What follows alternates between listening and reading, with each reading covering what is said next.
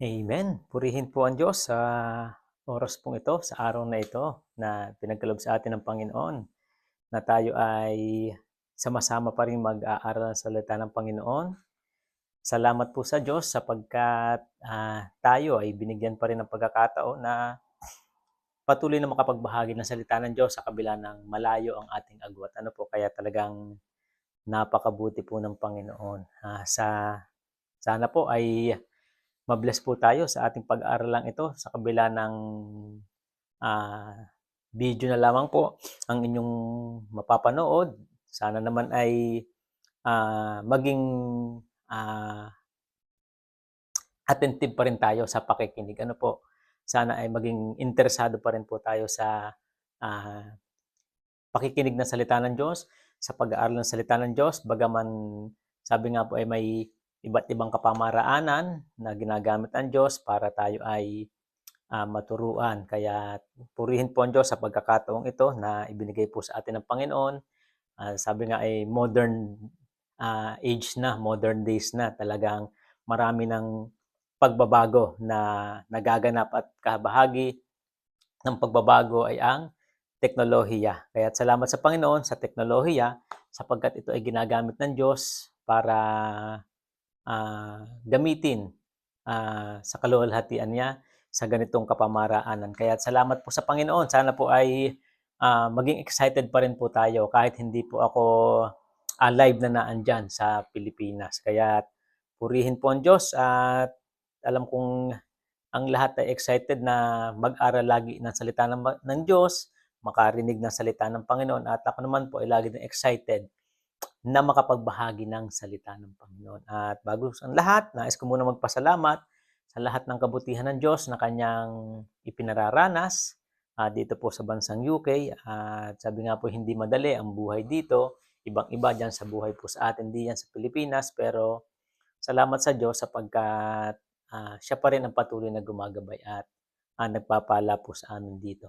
Sa patuloy nararanasan pa rin ang kanyang kabutihan at ang kanyang kadakilaan. Kaya sa Diyos lamang po ang mataas na papuri at pasasalamat. Mahirap naman po mangumusta dito. Hindi ko alam kung sino mga naandiyan. Kaya kumusta na lamang po sa inyong lahat diyan. At salamat sa Panginoon sa lahat ng bagay. Tayo po ba ay handa na mag-aral ng salita ng Panginoon? Kung tayo po ay handa na, ay buksan po ang mga Biblia sa aklat po ng unang Kronika, chapter 29, verse 1 to 3. First Chronicles, o unang Kronika, chapter 29, verse 1 to 3. Yan po ang ating pag-aaralan sa lumang tipan. Yan po. First Chronicles, chapter 29, verse 1 to 3. Parang medyo malabo po yata ang dating ng video po diyan dahil gawa po ng reflection po nung monitor pagdating po sa cellphone.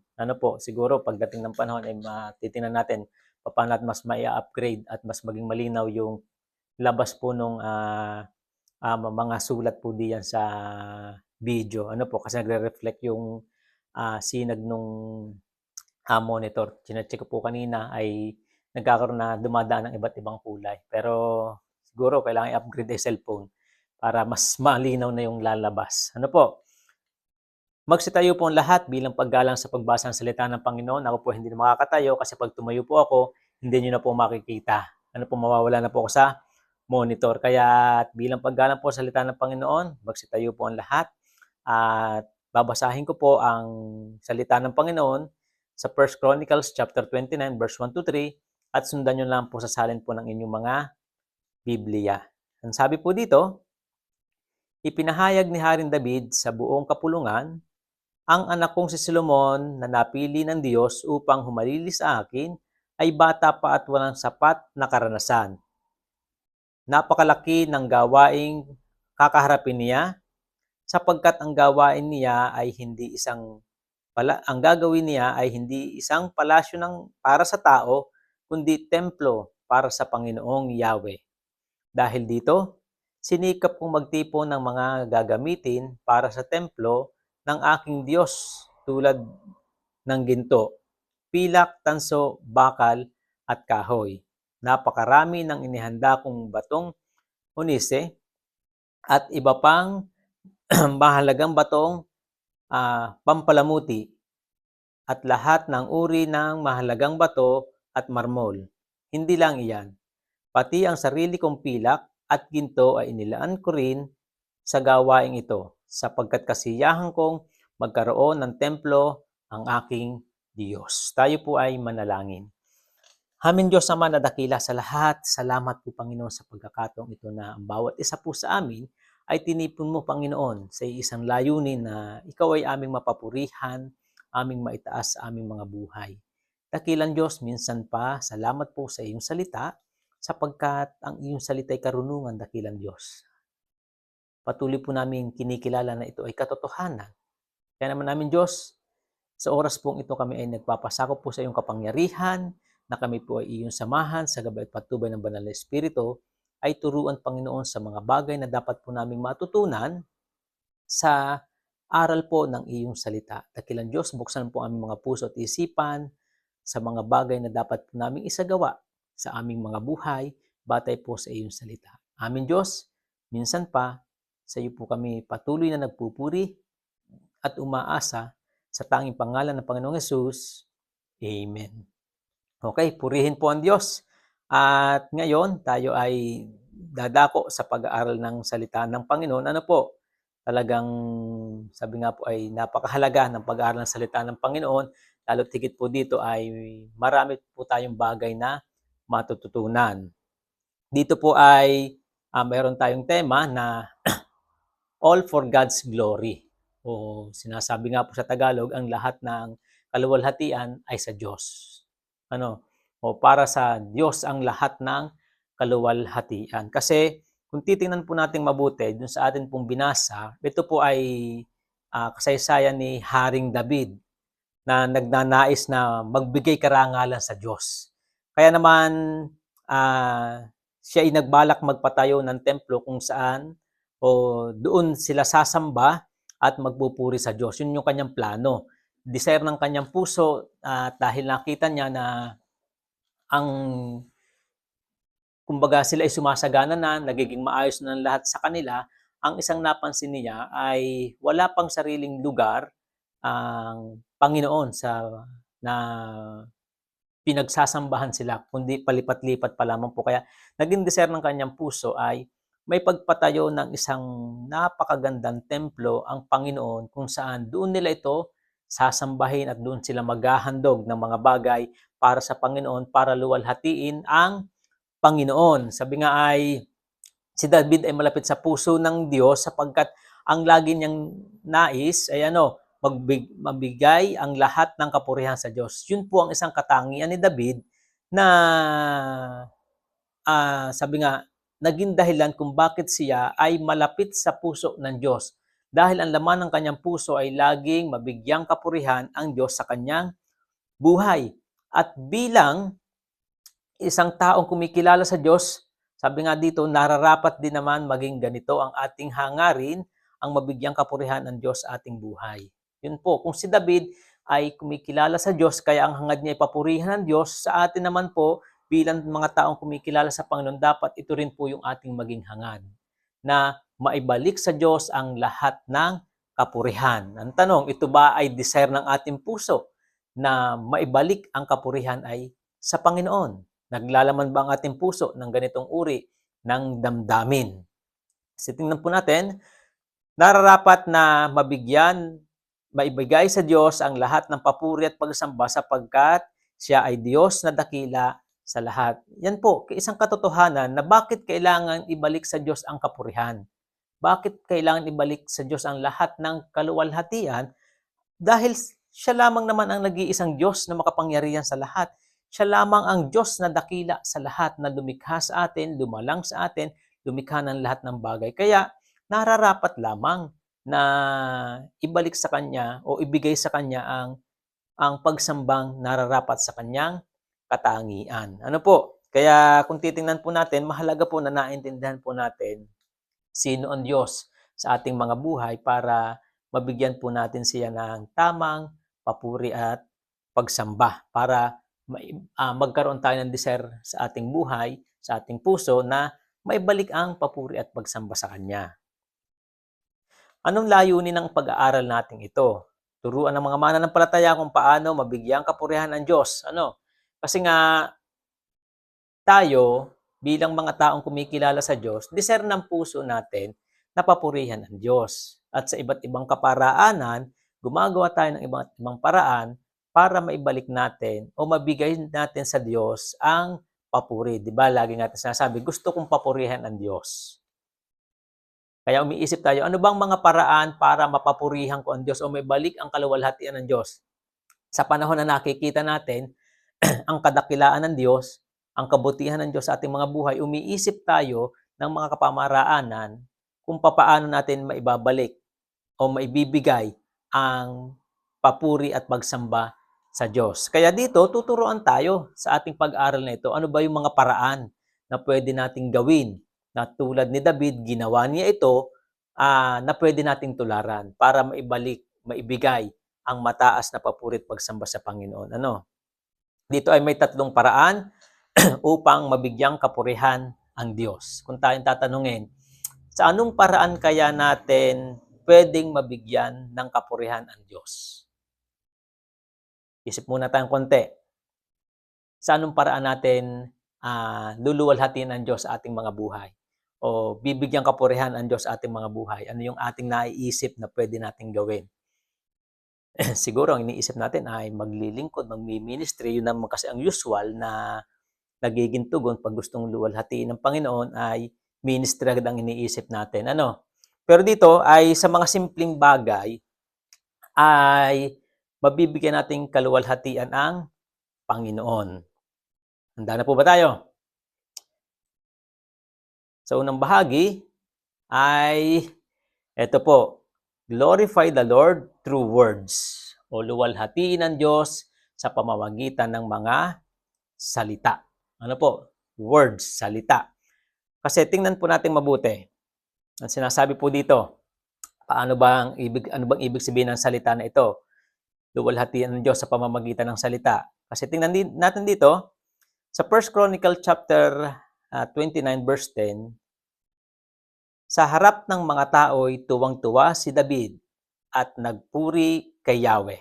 Sabi niya, purihin kayo magpakailanman, Yahweh, ang Diyos ni Israel na aming Ama. Yan, makikita po natin yung salitang may kulay pula. Sabi niya, ibig sabihin, binigkas niya.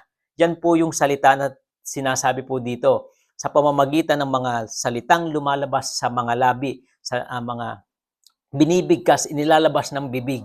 Ibig sabihin, i-glorify ang Panginoon sa pamamagitan ng mga salitang lumalabas sa ating mga labi. Tapos tingnan po natin dito, paano naman mag-glorify ang Panginoon sa pamamagitan ng mga salita? Kasi kung titingnan po natin dito, sa pamamagitan ng mga salita ni David ay naibibigay ang kapurihan sa Diyos. Ibig sabihin, ginamit ni David ang kanyang mga tinig, ang kanyang mga salita para maibigay ang papuri sa Panginoon. Tingnan natin, paano? By expressing word that exalt the glory of God. Yung ibig sabihin, magagamit sa kapurihan ng Diyos ang ating salita kung ito'y naglalabas, expressing ng mga salita na na itataas ang kaluwalhatian ng Diyos. Kasi tingnan natin mabuti. Sa talata, ano ang sinabi ni David na nagpapahayag ng kaluwalhatian ng Diyos? Sabi niya dito, sa harap ng mga tao'y tuwang-tuwa si David na nagpupuri kay Yahweh. Ibig sabihin, makikita nating mabuti yung kanyang kalalagayan. Masayang-masaya si David na kaya nga tuwan-tuwa nagpupuri kay Yahweh. Paano siya nagpupuri? Sabi niya, ibig sabihin binigkas niya sa kanyang pagpupuri, sa kanyang masayang pagpupuri ay binibigkas niya ang mga salitang ito. Purihin kayo magpakailanman, Yahweh, ang Diyos ni Israel na aming Ama. Sa iyo ang kadakilaan, ang kapangyarihan, ang karangalan, at ang katagumpayan, sapagkat iyo ang lahat ng nasa langit at nasa lupa. Sa iyo ang kaharian at kayo ang dakila sa lahat. Sa iyo nagmumula ang kayamanan at ang karangalan at kayo ang naghahari sa lahat. Taglay ninyo ang kapangyarihan at kadakilaan at kayo ang nagbibigay ng lakas at kapangyarihan sa lahat. Verse 13, pinasasalamatan namin kayo, O Diyos, at pinupuri ang inyong kaluwalhatiang pangalan. Makikita natin dito, sa mga lumalabas sa bibig ni David, lumalabas sa kanya ay yung mga salitang nagbibigay ng karangalan sa Diyos. Yun pala, ganun. Kapag ka ang ating bibig ay lumalabas ang kadakilaan ng Diyos, na ihahayag ang luwalhatian ng Diyos, ang katangian ng Diyos, ibig sabihin, dun pa lamang ay napaparangalan na natin ang Diyos o naibabalik na sa Kanya, na ibibigay na sa Kanya ang kaluwalhatian. All for His glory. Ibig sabihin, nagiging nakapagdudulot na ito ng pagbibigay luwalhati sa Panginoon. Kaya all for His glory, ang lahat ay para sa Kanyang kaluwalhatian. Kahit ang salita ni David ay para sa kaluwalhatian ng Diyos. Yun po makikita natin. Doon pa lamang sa tamang pananalita. Kasi sabi po dito sa ating pinag-aaralan, sa pamamagitan ng salitang lumalabas sa bibig ni David, ay naibigay sa Diyos ang kapurihan. Ginamit niya ang kanyang mga salita upang kilalanin at ihayag ang kadakilaan ng Diyos. Nakita po natin, napakasimple. Yun bang ating mga labi, yung bang mga lumalabas sa ating mga bibig ay nagagamit para sa kaluwalhatian ng Diyos? Anong uring mga salita ang lumalabas sa ating mga bibig? Kasi kung ito ay lumalabas ang mga bagay na nagbibigay kapurihan sa Diyos, na gagamit ito para sa kanyang kaluwalhatian, all for His glory. Nakuha po natin, mga kapatid, mahalaga po yan, maintindihan po natin. Minsan, dami nating iniisip na gagawin para sa Panginoon. Yun lamang salita natin. Yung mga lumalabas sa ating mga labi, dapat nakikita, naririnig.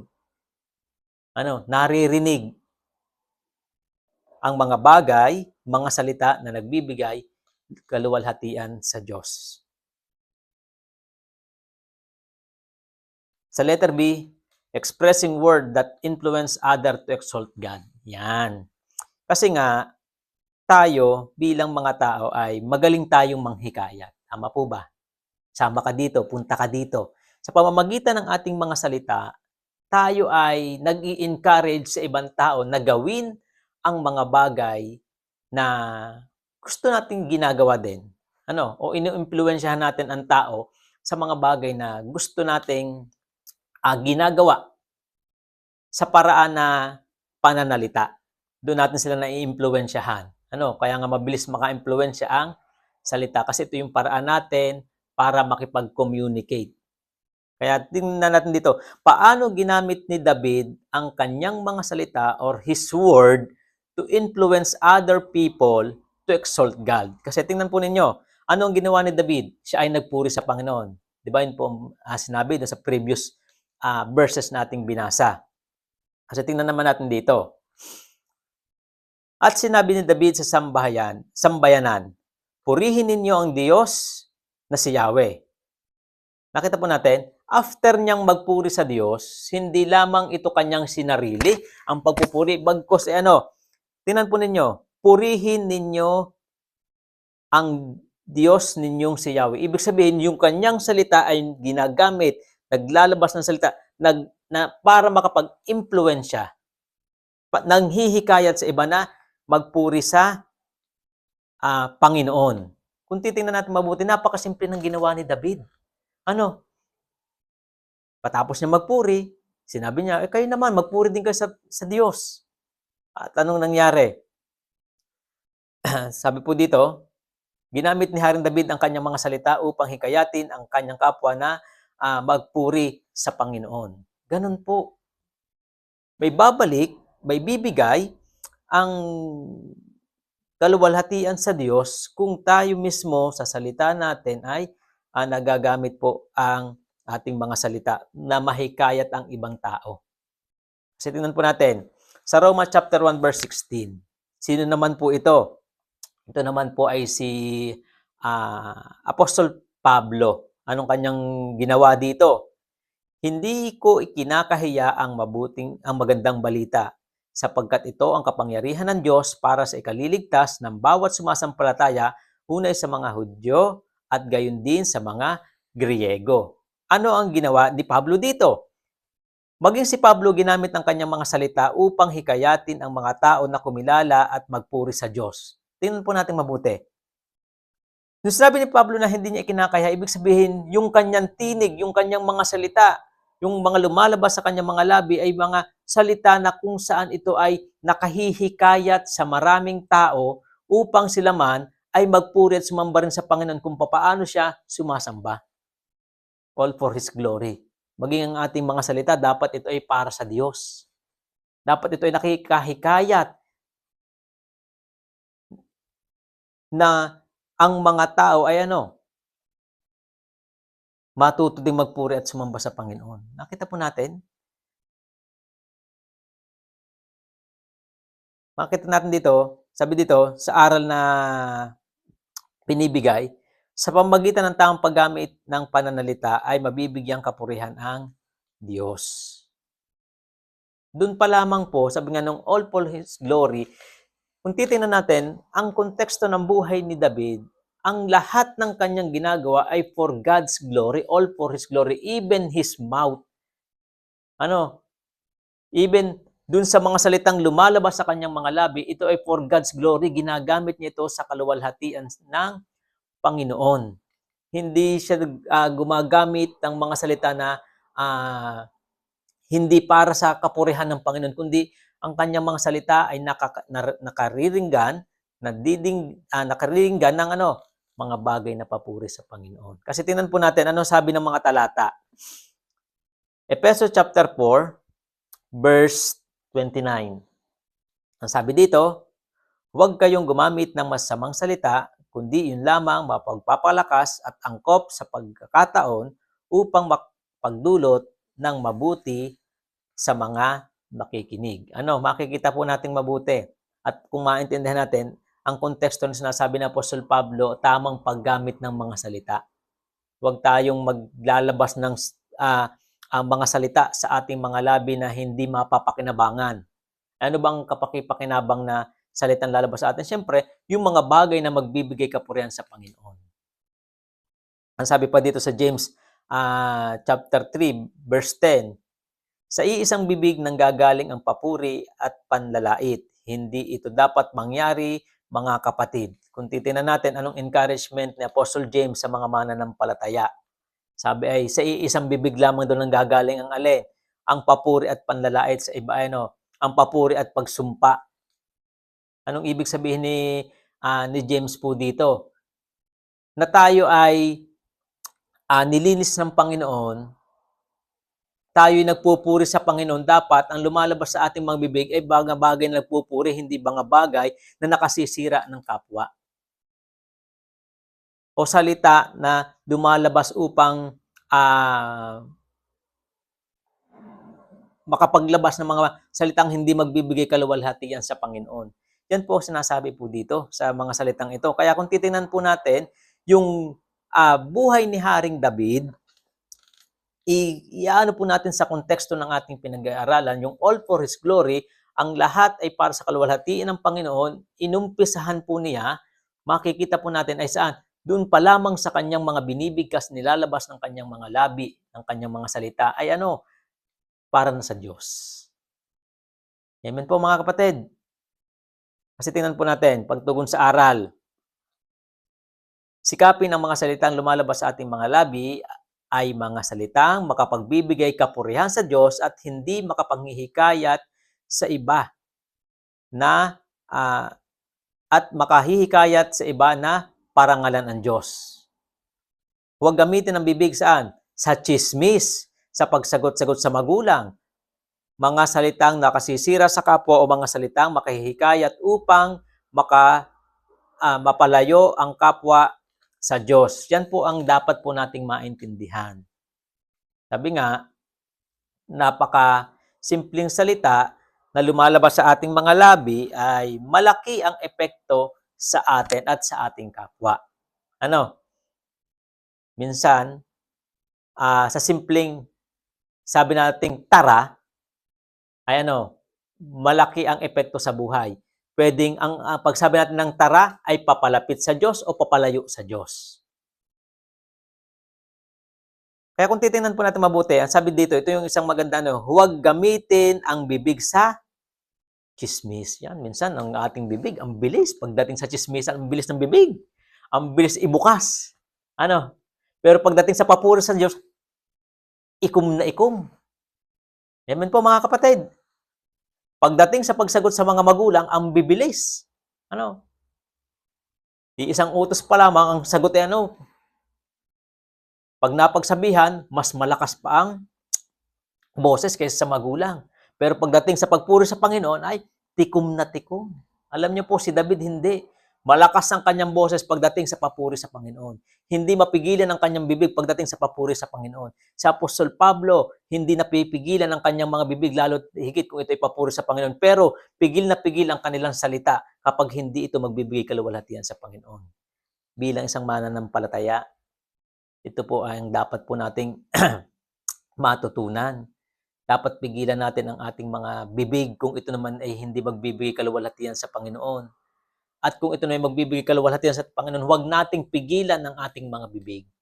Huwag gamitin sa pachismis-chismis lamang. Huwag gamitin sa panghihikayat sa mga maling gawain. Madaling magsabi, tara dito, tara doon, punta tayo dito, punta tayo doon. Ang tanong, ito ba ay para sa kaluwalhatian ng Panginoon? Kaya maging maingat tayo kung paano gagamitin ang ating mga salita. Amen po mga kapatid. Sana ay matutunan po natin ito. Tigit sa lahat, ano pa po? Glorify God through works, hindi lamang po sa salita, kundi maging sa gawa. Minsan ang galing nating magpuri, buhay na buhay ang pagpupuri natin sa Panginoon sa pamamagitan ng salita, ay minsan naman ay kulang naman po sa gawa. Pero tingnan po natin mabuti at pag-aralan ang buhay ni David. Ang sabi po dito, sa 1 Chronicle chapter 28 verse 2. Nang naroon na ang lahat, parang 29 po yan.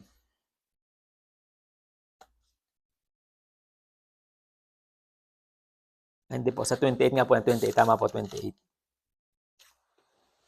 Ito yung isang senaryo. Sabi niya dito, 1 Chronicle chapter 28 verse 2, nang naroon na ang lahat, tumayo siya at nagsalita, mga kapatid at mga kababayan, matagal nang minimithi na magpatayo ng isang permanenteng tahanan para sa kabanang tipan at siyang tungtungan ng Diyos nating si Yahweh. Inihanda ko na ang lahat ng kailangan upang maitayo ito. Ito yung pagkakataon na kung saan ay inihayag na po ni David sa mga tao ang kanyang binabalak na pagpapatayo ng templo. Sabi nga ay isang permanenteng tahanan para sa kabanang tipan. Kasi yung kabanang tipan, nung una, ay binubuhat po yun. Walang permanente. Dahil in the previous chapter, nakita na po niya na maayos na po ang lahat. Nakita ni David na maayos na ang lahat. Parang sabi nga ay meron na silang mga magagandang lugar. Bakit yung sa Panginoon wala pang magandang lugar? Kaya ito yung kanyang desire ng kanyang puso na maipagpatayo. Kaya lang ay hindi pinahintulot ng Diyos na siya ang magpatayo ng templo. Kasi sabi ng Diyos ay napuno ng dugo ang kanyang mga kamay. Ibig sabihin ay maraming napatay ang kanyang mga kamay. Kaya ang pangako ng Diyos ay si Solomon na lamang ang pinapahintulutan ng Diyos na makapagpatayo. Nung nalaman ni David na hindi siya makapagpatayo, ay ang kanyang balak na ito ay hindi naputol. Bagkus itinuloy pa rin po niya. At kaya nga sabi niya dito, inihanda ko na ang lahat ng kailangan upang itayo ito. Kaya makikita po natin dito, paano mag-glorify ang Panginoon sa pamamagitan ng mga gawa or ng works, doing things for God's glory. O siyempre, ang kailangan gumawa ng mga bagay na magbibigay ng kaluwalhatian sa Diyos. Kasi tingnan po natin dito, sa anong ito, 20 po yan, 28 po, hindi po 29. Nagsala lang po ang type kasi inulit lang po natin yung talata. Sinabi niya, permanenteng tahanan, inihanda ko na ang lahat upang maipatayo ito. Anong makikita po natin dito sa bagay na ito o sa talatang ito?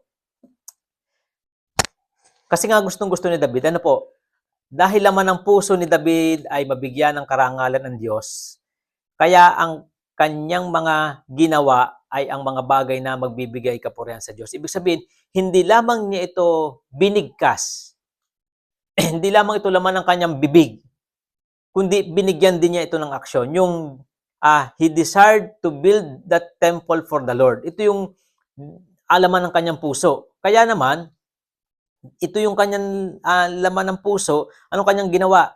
Nung hindi siya magpapatayo, ang ginawa na lamang niya, he prepared everything that would be needed to build the temple. Nakita po natin? Sa kabila ng hindi siya ang magpapatayo, dahil ang gusto nga niya mabigyan kapurihan ng Diyos, gumawa siya ng mga bagay na pagbibigay kaluwalhatian pa sa Panginoon. At hindi lamang yon, he praising God all of his life. Kung titingnan po natin at i-observe, parang ipagbubulay-bulayin, anong mga ginagawa ni David sa panahon niya nung siya nabubuhay? Ang kanyang mga ginagawa ay ang mga bagay lamang na magbibigay kaluwalhatian sa Diyos. At ang mga bagay na hindi magbibigay kaluwalhatian sa Diyos, hindi niya ito binibigyan ng panahon. Yan po ang tinuturo po sa atin. All for His glory. Ibig sabihin, anuman ang ating ginagawa, ang ating mga gawa, dapat ito ay naka-align sa kaluwalhatian ng Diyos, hindi pwedeng nakahiwalay. Si David, ng panahon ng siya nabubuhay, ulitin lamang po natin, ang kanyang mga ginagawa ay ang mga bagay na nagbibigay kaluwalhatian sa Diyos. All for His glory. Ang kanyang mga kinikilos, ang kanyang mga pinaplano, ang kanyang ginagawa sa pang-araw-araw. Ang tanong, ang atin bang mga gawa ay gawa na para sa kaluwalhatian ng Panginoon? Dapat, ang sabi nga po dito, all for His glory. Yung ating mga ginagawa. Ano mang uri ng ating ginagawa, pinaplano sa ating mga buhay, dapat for His glory. At hindi lamang basta nating sinasabi, dapat ito ay binibigyan ng aksyon. Ang patunay nito ay ang katulad ni David, ay dahil laman ng puso niya yon, ay hindi siya na napigilan para sa pagpapatayo ng templo. Bagaman hindi siya magpapatayo, yung mga kapangangailangan ay inihanda na niya. Ganun po, all for His glory. Ang kanyang mga kilos, ang kanyang mga salita ay para sa kaluwalhatian ng Panginoon. Sabi nga, he praising God all his life. Siya ay nagpupuri sa Diyos sa lahat ng panahon, sa lahat ng pagkakataon. Ibig sabihin, talagang yung works na meron siya, yung mga gawa na meron siya, ay makakitaan ng mga bagay na bibigay kaluwalhatian sa Diyos. At hindi lamang po yun, sa letter B ay doing things that influence other to glorify God. Yan. Mahalaga po dito na maintindihan natin na maraming tao sa paligid natin ang pwedeng maapektuhan ng ating mga ginagawa. Pwede tayong makahikayat na gawin kung sa ibang tao na gawin ang mga bagay na ginagawa din natin. 'Di ba? Kung titingnan nga natin ay sa panahon natin ngayon, parang lalo pagka yung mga nasa social media, nasa mga napapanood natin, kung ano yung galawan ng mga artista, ng mga celebrity, ay nagiging galawan din ng mga taong umiidolo sa kanila. Doon pa lamang ay yung galaw, hindi pa sila nanghihikayat, kundi galaw pa lamang ay nakaka-influence na. 'Di ba? Makikita nga natin, lalo tigit ngayon sa mga Pilipino mukha ng Koreano. Kung gumalaw, para ng Koreano. Bakit? Kasi yung mga galaw nila, mga ginagawa ng kanilang iniidolo, yun yung kanilang na-adapt. Ibig sabihin, ang ating mga ginagawa ay pwedeng maka-impluwensya para gawin din ng iba kung ano man ang ating ginagawa. Kaya tingnan natin mabuti.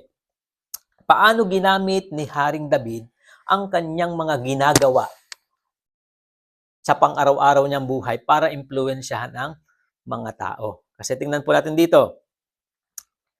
Sa verse 28, nang naroon ng lahat, tumayo siya at nagsalita, mga kapatid at mga kababayan, matagal ko nang minimithi na magpatayo ng isang permanenteng tahanan para sa kaba ng tipan na siyang tungtungan ng Diyos nating si Yahweh. Inihanda ko na ang lahat ng kailangan upang maitayo ito. Yun yung kanyang pinahayag. Sabi niya ay laman ng puso ko, kasiyahan ko na may pagpatayo si Yahweh na ating Diyos, na Diyos din ng ating mga ninuno, ng permanenteng tahanan. Sabi nga, yun ang kanyang nagiging desire ng puso. Ang tanong dito, bakit nais si David na makapagpatayo ng templo? Sa palagay po natin, bakit kaya niya gustong makapagpatayo ng templo? Sa panahon po niya, talagang sabi nga niya dito, ito ay isang malaking gawain. Babalikan niyo po natin yung ating sa mga verses ng 29. Ito ay hindi madaling gawain. Hindi ito maliit na gawain. At itong gawain ito ipinasa niya kay Solomon. Si Solomon magpapatayo. Kasi sabi niya dito ay hindi ito para sa palasyo ng tao, kundi ito ay para sa Diyos. Kung titingnan po natin, nakikita po dito sa kanyang ikinikilos kung gaano niya kinikilala ang kadakilaan ng Diyos. Kaya hindi simple ang kanyang pinagagawa. Talagang isang templo na kung saan mahahayag ang kadakilaan ng Diyos. Bakit niya kailangan o bakit nais ni David na makapagpatayo ng templo? Ito po ang sabi dito. Upang pangunahan ang Juda sa pagsamba sa Diyos. Dahil laman ng puso ni David, nasambahin ang Diyos sa pinakamataas na pagsamba, kaya magpapagawa sila ng isang templo na hindi pangkaraniwan, na dedicated lang ito higit pa sa hari ng mga hari. Higit pa sa mga hari dito sa lupa, dinededicate niya ito para sa hari ng mga hari, walang iba kundi ang Diyos na kataas-taasan. Ito yung laman ng kanyang puso, kaya ang gusto niya, yung mga tao ay sumamba rin ng katulad ng pagsamba niya. Upang turuan ang mga Israelita kung paano ang tamang sambahin si Yahweh. Yun, kaya nais niyang ipatayo upang ipakita sa mga tao na ang Diyos na kanilang sasambahin ay Diyos na higit sa lahat, hindi ito basta-bastang Diyos. Ipinapakita ni Haring David dito na kung paano niya kinikilala, dinadakila ang Diyos ng kataas-taasan ay nais niyang pangunahan at impluwensyahan ang mga tao sa ganitong uri din ng pagsamba. Amen po mga kapatid. Kaya makita po natin mabuti. Sana tayo bilang mga tao ay naniniwala sa Diyos, bilang mga tao na kumikilala sa Diyos, dapat ito din po ang nagiging desire po ng ating puso, na impluwensyahan ang mga tao sa paligid natin kung papaano tayo sumamba. Ito ba'y nagiging desire ng ating puso unang-una sa ating mga kapamilya, sa ating mga anak? Desire ba ng puso? Hindi. Minsan, bahala ka sa buhay mo. Ako'y sasamba na laang. Unang-una dapat ito ay nakikita po sa atin. Yan po isang mahalaga na katotohanan na makikita po natin po dito sa aral na itinuturo po sa atin. Si David ay gumawa ng mga gawang makapag-i-impluwensya sa kapwa niya. Ano po yung ginawa niya? Tingnan po natin mabuti.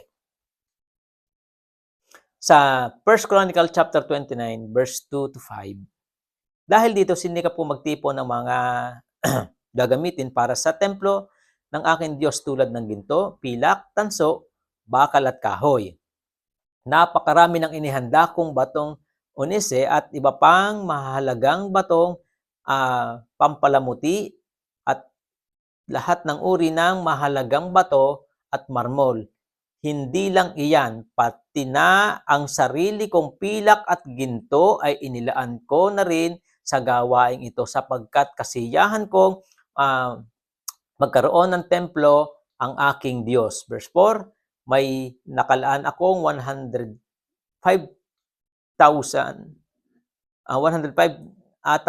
kilong ginto na mula pa sa Ophir at 245,000 kilong purong pilak na ididikit sa mga dingding ng templo at iba pang bagay na gagawin ng mga mahusay na platero. Sino sa inyo ngayon ang kusang loob na magbibigay para kay Yahweh? Ano makikita natin po dito? Doon sa pagpapatayo ng templo, siya agad ang una na naghanda ng mga pangangailangan gamit ang kanyang mga personal na kakayahan. Ibig sabihin, doon pa lamang ay ipinapakita na agad niya na ini-impluwensyahan niya ang mga tao.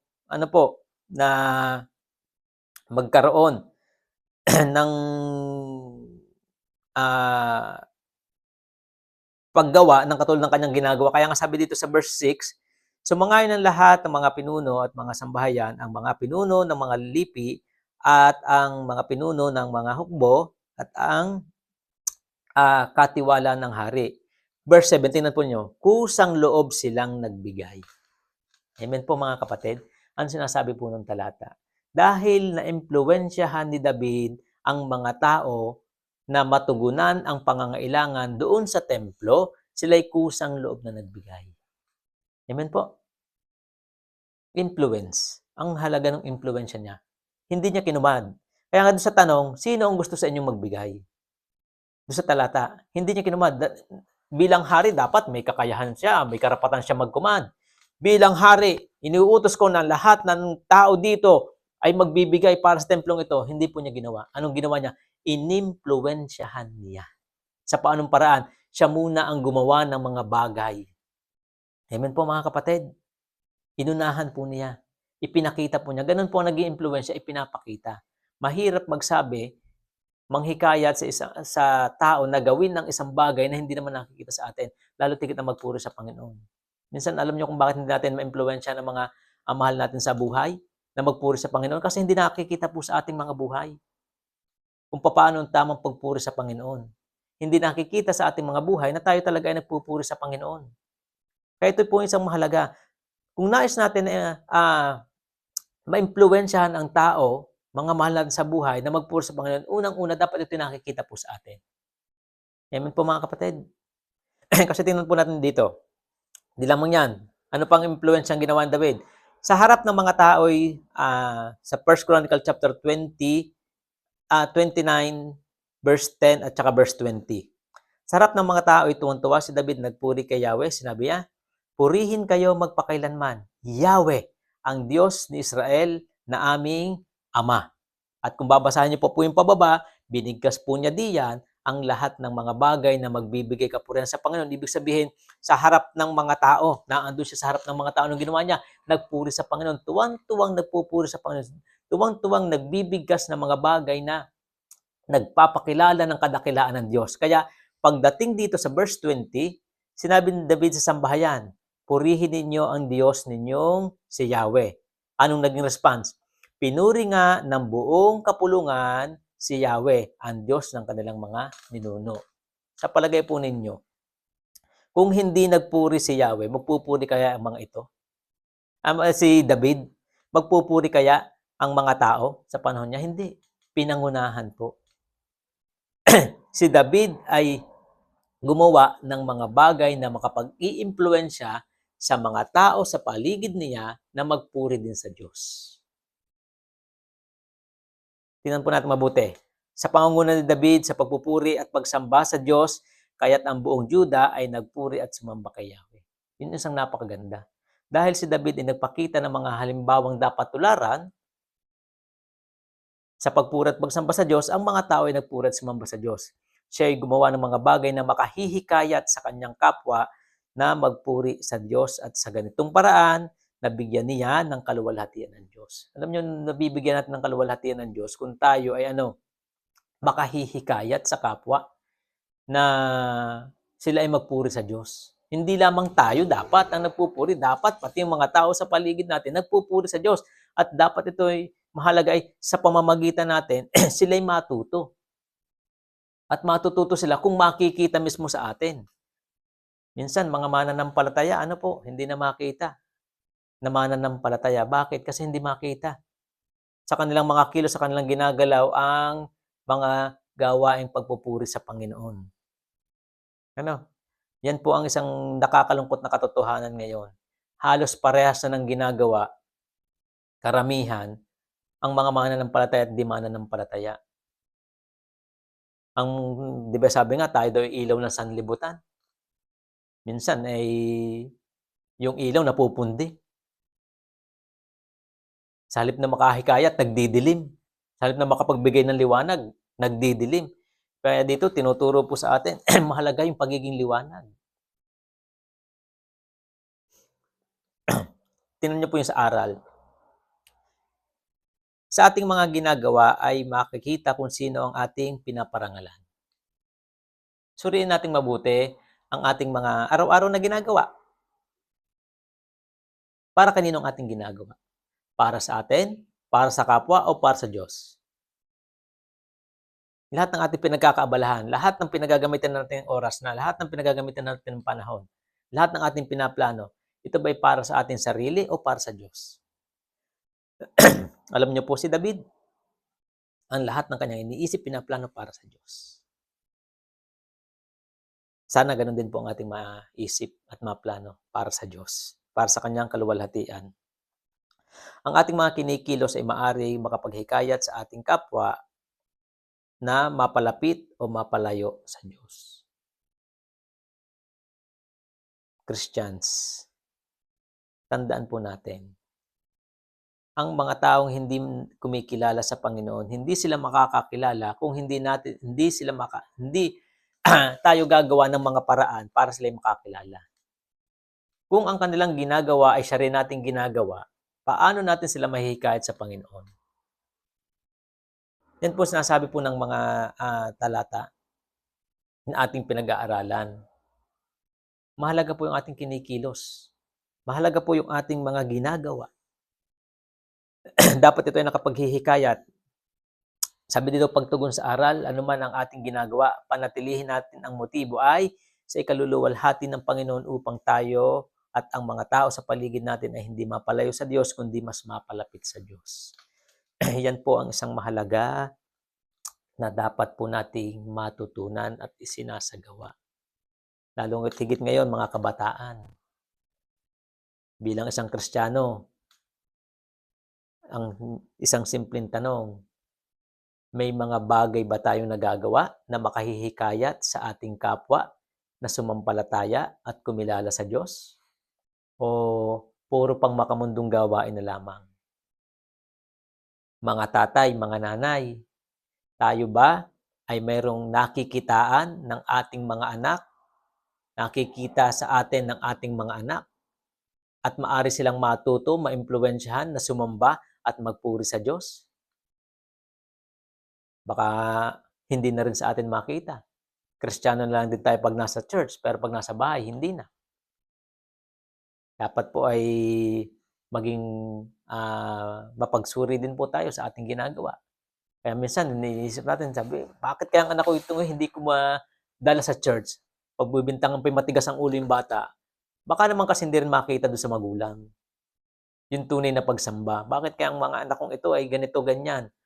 Hindi matutong manalang, hindi matutong magbasa. Baka naman kasi yung magulang mismo hindi rin nakikitaan ng pagbabasa at pananalangin. Bakit kaya itong anak na ito ay ayaw na ayaw laging sumimba? Tamad na tamad sumimba. Baka naman si nanay at si tatay tamad din sumimba. Utos lang na utos, sumimba ka. Ikaw naman pala ayaw mo din. Hindi talaga magkakaigi yun. Kaya dapat talaga ay tayo mismo bilang mga magulang ang nag-iimpluwensya sa ating nakikita sa atin mismo. Kaya yan po ang dapat nating pagtugon sa aral ng Panginoon.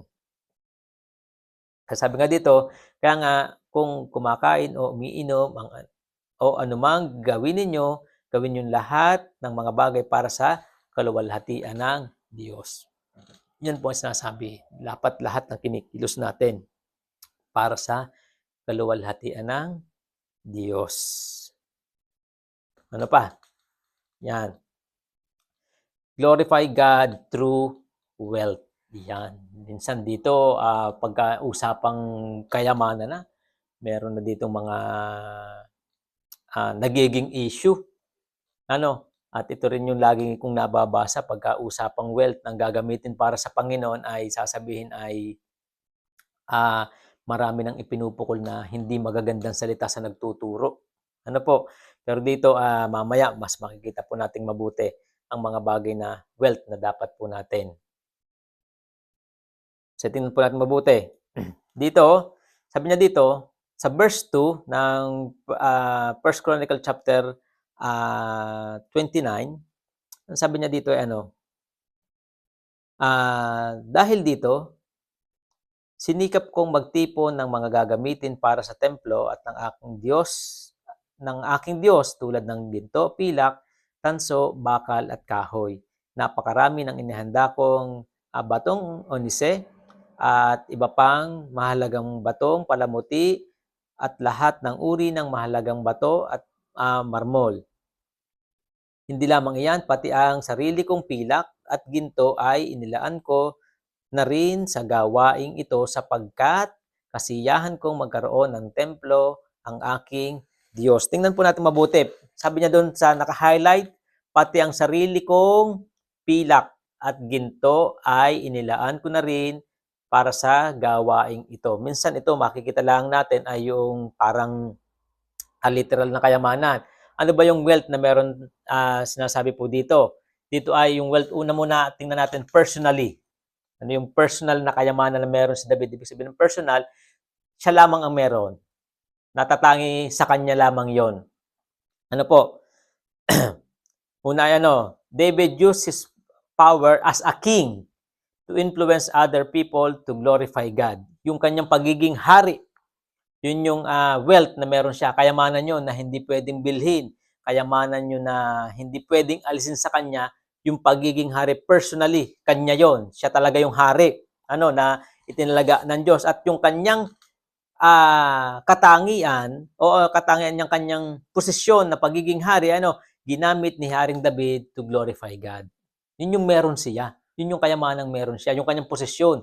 Kaya kung anumang posisyon tayo, dapat ginagamit natin. Bilang tatay, posisyon natin, impluwensya ng ating mga anak, ang ating asawa, na mag-glorify sa Panginoon. Bilang nanay, may posisyon ka bilang nanay na impluwensya ng iyong asawa, impluwensya ng iyong anak, impluwensya ng iyong mga kapatid, ng iyong mga magulang. Bilang anak, impluwensyahan mo naman din, kung hindi na impluwensyahan kung hindi pa unbeliever ang magulang, impluwensyahan mo ang iyong mga magulang, ang iyong mga kapatid, ang iyong mga kaibigan. Yun yung iyong title na meron ka. Personal mo yon. Minsan nga ay gamitin natin yung authority na meron tayo. Kung tayo may posisyon sa lipunan, kung tayo man ay may posisyon sa trabaho, gamitin po natin yon. Yun yung personal wealth po natin yon. Karangalan, kayamanan na meron po tayo na hindi mawawala. Sa atin lamang yon. Kung anumang uri ng posisyon na meron tayo sa mundong ito ay kayamanan po natin, ito ay dapat ginagamit natin. Tulad ni Haring David, personally, ginamit niya po ito. Yung kanyang pagiging hari. Hindi lamang yon. He used his talent as a musician to glorify God. Kayamanan din po yan. Pag may talent ka, may kayamanan po yan. Kayamanan galing sa Diyos. Yung talent, dapat ginagamit po yan. Kasi si David bilang musician, talagang ang kanyang mga inaawit ay inaawit na papapuri sa Diyos. Kaya kung iaano pa rin natin doon sa word, kahit sa kanyang mga awit ay papuri pa rin sa Diyos ang kanyang mga binibigkas, kanyang mga inaawit. Kaya kung tayo man ay may mga talent, dapat ginagamit natin ito sa kaluwalhatian ng Diyos. Amen po. Wealth po yan. Hindi lamang po yan. Ano pang wealth na meron tayo? Kayamanan. time. Sabi nga, time is gold. Kaya kayamanan yan. Makita po natin, David used his time for God's glory. Kung titingnan po natin at uunawain yung kasaysayan ni David ay talagang sa kanyang buhay ay ginamit niya ito, ang mga oras ng kanyang buhay, ginamit niya ito para lamang sa kaluwalhatian ng Panginoon. Kung tayo man ay ganito din, may panahon tayo. Wag natin, sabi nga ng Biblia, napakahaba na ng panahon na neksaya natin sa walang kabuluhan, pamumuhay. Ito na yung panahon na gamitin naman natin para sa Panginoon. Use our wealth. Kasi yung time, hindi na yan pwedeng mabalik. Kaya wag nating sayangin ang oras. Marami tayong pwedeng magawa kung gagamitin lamang natin ito para sa kaluwalhatian ng Diyos. At yan, dito na tayo sa financially. Ito nga po sinasabi natin kanina na nasa posisyon ako ngayon para magturo ng ganito. Kasi nagiging issue pagdating sa pagtuturo ng financially, lalo makikita nyo sa social media, ang laging issue, pag nagturo ng pagbibigay para sa Panginoon ay sakim si pastor, sugapa si pastor sa pera, gusto ni pastor ay pera. Tama-tama naman ngayon, wala akong makukuhang kahit ano dyan sa church. Dito, magtuturo tayo nang wala tayong mapapakinabang financially. Pero spiritually, marami tayong mapapakinabangan. Kaya hindi pwedeng, kaya nagtuturo si pastor ng ganyan, gustong lumaki ang love gift. Hindi po. Wala po akong love gift na hinihingi. Wala pong love gift na makukuha. Kaya, nasa atin po ang tamang posisyon para pagturo po nito. Bagaman ito po ay unang bahagi lamang ng pagtuturo ng financial, sa mga susunod na mensahe po natin, pwede nating madaanan yung mga kabuuan po ng papaano ang pagbibigay sa Panginoon. I-highlights lamang po muna natin dito kung papaano ni Haring David ginamit ang kanyang financial. Kasi tingnan po natin dito sa verse 3, at hindi lang iyan, pati ang sarili kong pilak at ginto ay nilaan ko na rin sa gawaing ito. Ano ang inilaan niya? Sarili niya. Ibig sabihin, hindi ito galing sa mga tao, hindi ito kaba ng kaharian, kundi ito mismong kanyang kayamanan ito. Ito yung tinatawag na talagang wealth na financially. Bagaman, hindi naman uso nun ng pera, ang uso nun po ay mga ginto, pilak. Kaya sabi niya dito, sapagkat kasiyahan kung magkaroon ng templo ang aking Diyos, may nakalaan akong 105,000 kilong ginto. Gaano kadami po yun? 105,000 kilong ginto. Magkano kaya sa panahon natin po ngayon? Parang per grams po yata niya, nasa 1,000. Per gram po yun, ha? 1,000, kung hindi po nagkakamali. Kung 1,000 ang per gram. Ang isang kilo, 1,000 gram. Ano po? 1,000 times 1,000 times 105,000. Parang billion po yan sa panahon po natin ngayon. Kaya, ibig sabihin, kung titingnan po natin, gaano kaganda yung gagawin ni David na templo, na punong-puno ng ginto, at meron pa ditong 245 kilo ng pilak. At yung sinabi niyang ginto, mula pa sa Ophir, ibig sabihin, ito ay high grade na ginto, hindi pipitsuging ginto.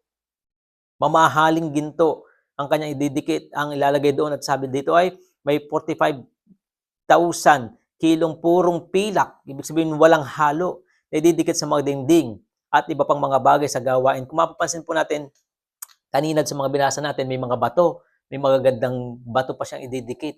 Kasi nga, ang gagawin ito ay para sa dakilang Diyos. Kumbaga nakikita po niya dito, sa kanyang gagawin ito, sino yung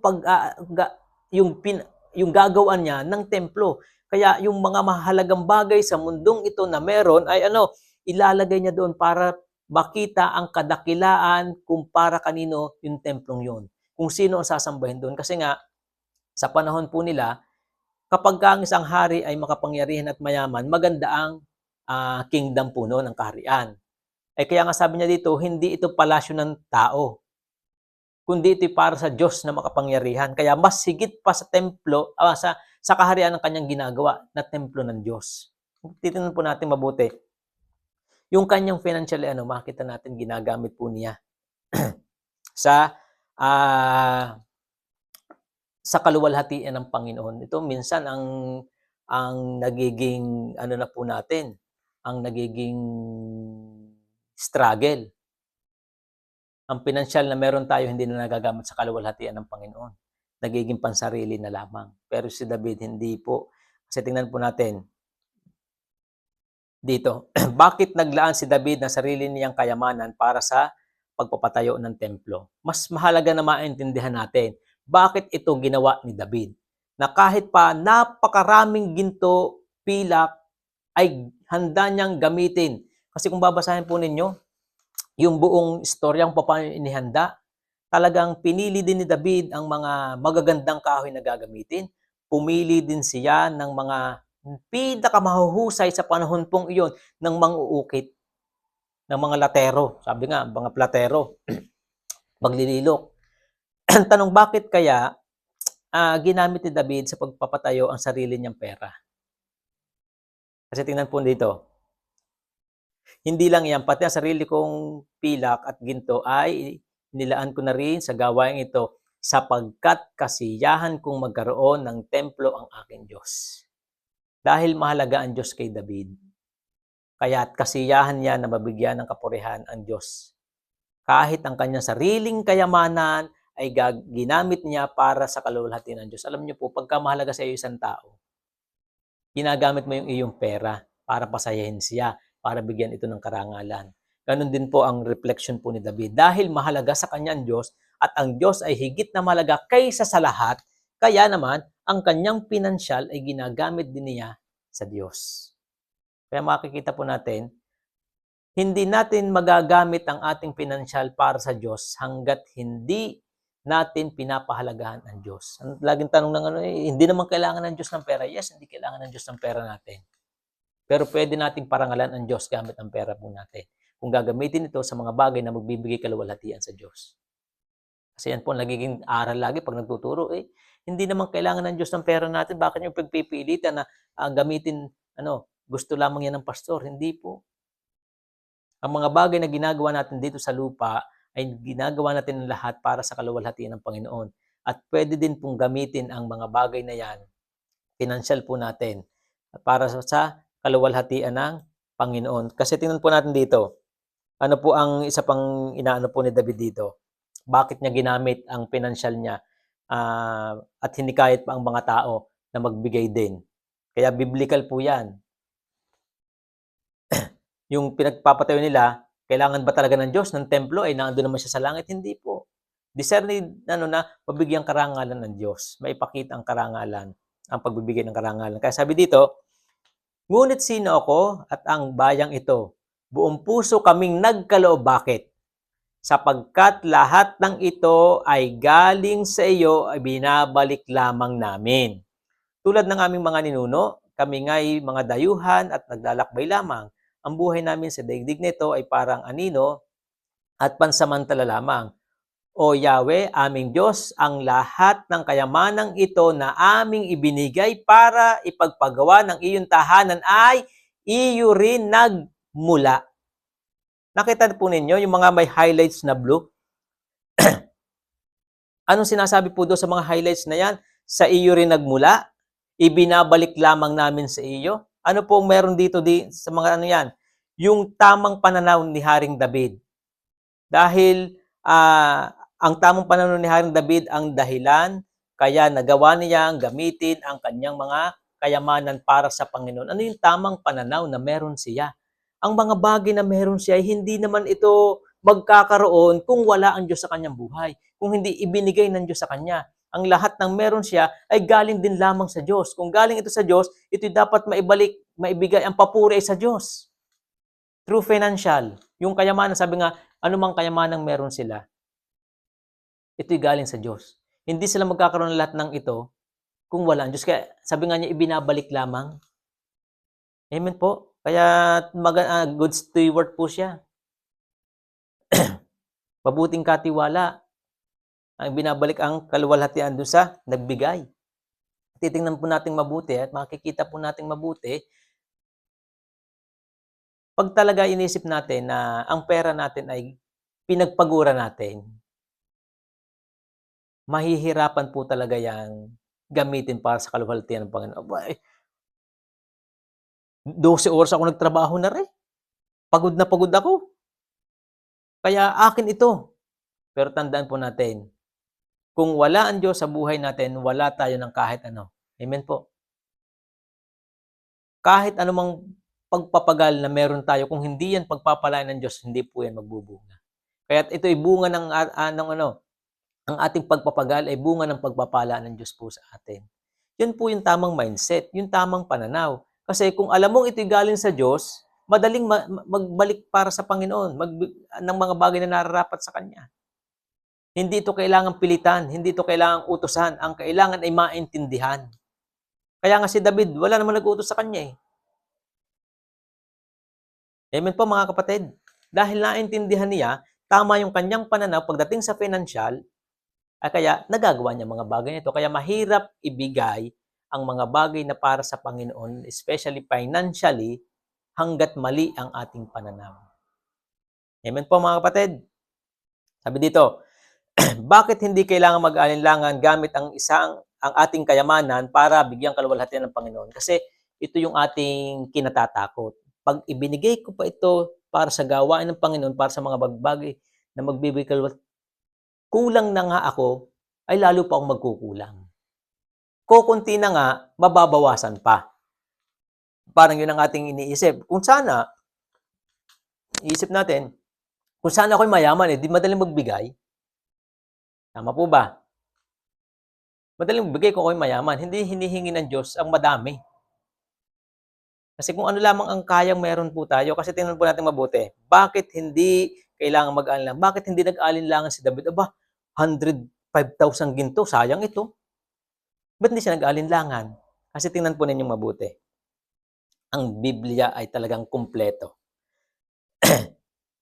Ba't hindi siya nag-alinlangan maghirap? May pilak pa, malaking kayamanan na po sa panahon yun. Si David na anak ni Jesse ay naghari sa buong Israel. 40 taon siyang naghari, 7 taon sa Hebron at 3 taon naman sa Jerusalem. Nabuhay siya ng matagal. Tingnan po yung pula.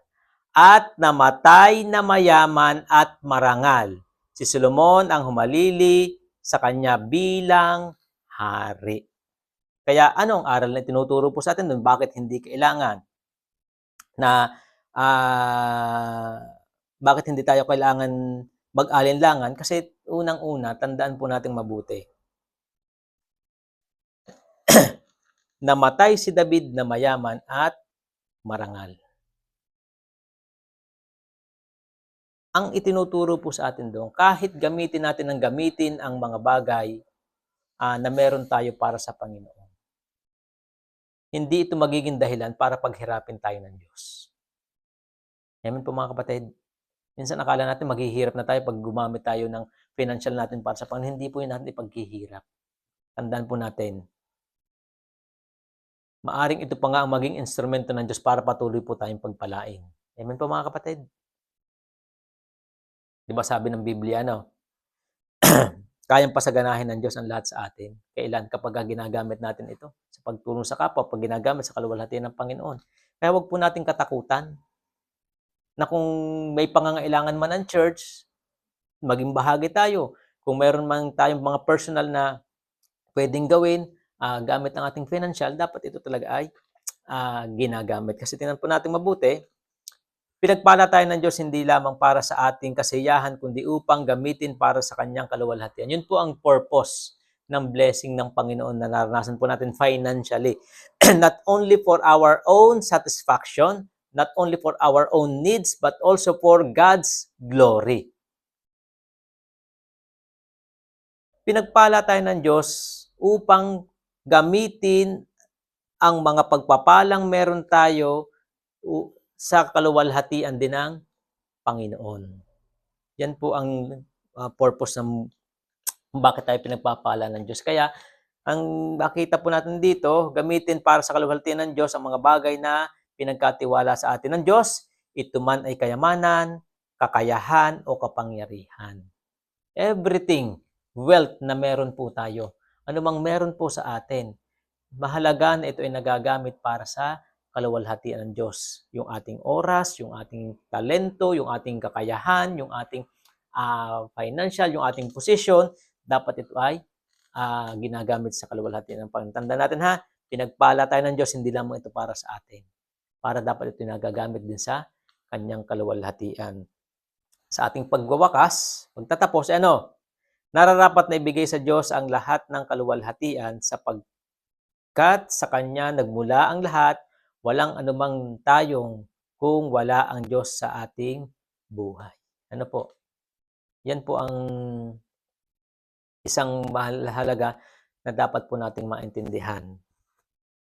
Kung wala ang Diyos, wala tayong magagawa. Kaya ang lahat ng meron tayo, for His glory. All for His glory. Lahat ng meron tayo. Gamitin natin ang ating word, ang ating mga labi, ang ating mga salita, ang ating mga gawa, works and wealth upang ibigay ang papuring nararapat sa Diyos. Kaya nga ang tanong, nagagamit ba ang ating buhay sa kaluwalhatian ng Diyos? Yan po. Yung bang ating salita ay nagagamit sa kaluwalhatian ng Diyos? Yung bang ating mga ginagawa, kinikilos ay nagagamit sa kaluwalhatian ng Diyos? Ang ating bang mga kayamanan, nagagamit ba ito sa kaluwalhatian ng Diyos? So tingnan po natin sa Colossians chapter 1 verse 16. Sapagkat sa pamamagitan niya ay nilikha ang lahat ng nasa langit at nasa lupa, nakikita man o hindi, pati ang espiritual na kapangyarihan, paghahari, pamamahala at pamumuno. Ang lahat ay nilikha ng Diyos sa pamamagitan niya at para sa Kanya. Sa pamamagitan niya at para sa Kanya. Kaya all for His glory.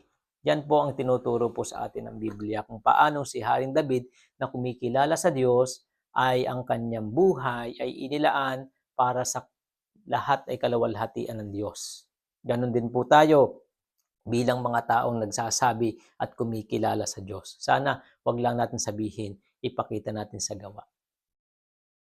Kaya makita po natin dito, sabi, ang taong marunong magpuri sa Diyos ay pinagpapala ng Diyos. Amen po. Kung paano si David, marunong siya magpuri sa Diyos, nagkaroon siya ng mahabang buhay, at higit sa lahat, namatay pa rin siyang mayaman at marangal ang kanyang pamumuhay. Kaya, anong nakita natin doon? Dahil siya ay nagpupuri sa Diyos, siya pinagpapala ng Diyos. Yun po ang isang mahalagang maintindihan po natin at matutunan. Matuto tayong magpuri sa Diyos. Hindi lamang kaya tayong pupuri dahil may gusto tayo. Hindi po. Tulad ni David, kahit pa nasa sitwasyon na hindi niya gusto ang nangyayari, siya ay nagpupuri pa rin sa Panginoon. Kaya matuto rin po tayo kung paano si David ay naging malapit sa Diyos dahil ang desire ng kanyang puso ay laging papurihan ang Diyos. Laging maibalik sa Diyos ang karangalan. Ganon din po tayo. Sikapin po natin sa ating mga buhay. Mula sa ating mga salita, mula sa ating mga gawa, at maging sa ating mga kakayahan, kayamanan, gamitin natin for His glory. Tandaan po natin, ang taong marunong magpuri sa Diyos ay pinagpapala ng Diyos. Amen. Purihin po ang Diyos. Kaya yan po, sana po na-bless po tayo ng mensahe ng Panginoon. Alam ko, napahaba na naman po tayo, kaya lang talagang mahirap putulin. At pagbigyan nyo at maminsan-minsan lang naman. At salamat po sa Diyos sapagkat nabigyan po tayo ng pagkakataon na tayo ay makapagbahagi uli ng salita ng Diyos. Hindi madali na mangaral nang walang nakikita, pero ini-imagine ko na lang po na nandyan po kayo. Kaya purihin po ang Diyos sa bagay pong ito. Sige po, tayo po ay manalangin. Aming Diyos Ama na dakila sa lahat, minsan pa Panginoon, kami po ay nagpupuri, nagpapasalamat po sa iyo. Tunay nga Panginoon, ng lahat ng mga bagay ay dapat ay binabalik namin ang kaluwalhatian ay sa iyo lamang, aming Diyos. Tunay nga Panginoon na karapat dapat ka naming duwalhatiin, karapat dapat na ibigay sa iyong glory. Lahat ng aming ginagawa ay for your own glory, Panginoon, sapagkat nilikha mo kami for your glory, dakilang Diyos. Kaya anumang aral na dumating po sa amin ngayon, tulungan mo po kami na ito ay magkaroon ng paglalapat sa aming mga buhay. Amen Diyos, sa iyo po kami minsan pa nagpupuri at nagpapasalamat sa tanging pangalan ng Panginoong Hesus. Amen. Okay? Maraming salamat po sa bawat isa sa atin at purihin po ang Diyos. Sana po ay bigyan pa ulit tayo ng mga pagkakataon para tayo makapag-aral ng salita ng Diyos. Sana po ay hindi tayo naiinip pagka kahit ganito yung setup po natin. Ano po? Sana po ay patuloy pa tayong maging excited kahit ganito ang kapamaraan ng Diyos. Kaya salamat po. Sa Diyos po ang kapurihan sa lahat ng bagay.